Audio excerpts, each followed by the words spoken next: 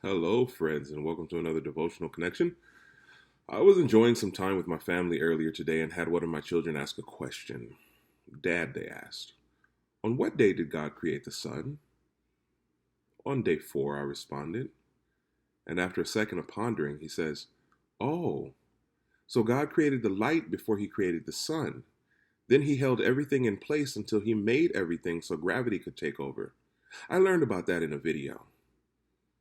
Yes, son, that's exactly what he did. Oh, okay, he says. And with that, the conversation was over. There was no more explanation needed. If that's what God said, then that's what it is. And I smiled as I thought to myself, oh, to believe as he does. My child reminded me that we serve a God of the impossible, a great big God who doesn't need for us to be able to explain away how he did something to verify that it was done. Whether we understand it or not, he did it, and he can do it again, and he will do it again. Sometimes in the daily hustle and bustle of life, we can forget the awesome majesty of the God we serve. It's not just in the breeze, the first glimmer of sunshine in the morning, or the splendor of the sunset from Sedona at night. It's not just nature in all of its awesomeness and fury. It's not just in the laws that hold our planet together, from the boundaries of the ocean to the rotation of the planets around the sun. It is also portrayed in the ability of God to change the circumstances of all that is, what we are going through, what we are up against, what is holding us back and beating us down. He can change all of that instantly. Think of Jericho and its mighty walls, how they came tumbling down without so much as a soldier touching them.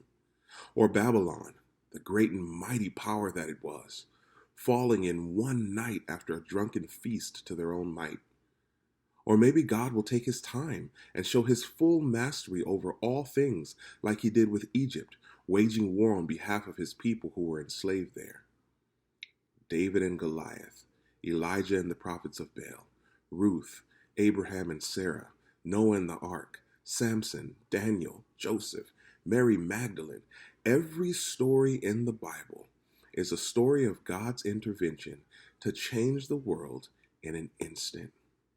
He is the God of the impossible. From making it rain when it never had before, to holding the sun in the sky so that his army could win the battle. He intervenes on behalf of his children and has no problem changing the world for their behalf. He did it for them. He'll do it for you. That's our God.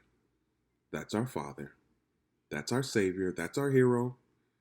And all he asks in return is to trust him. Sounds about right. I'll talk to you again soon.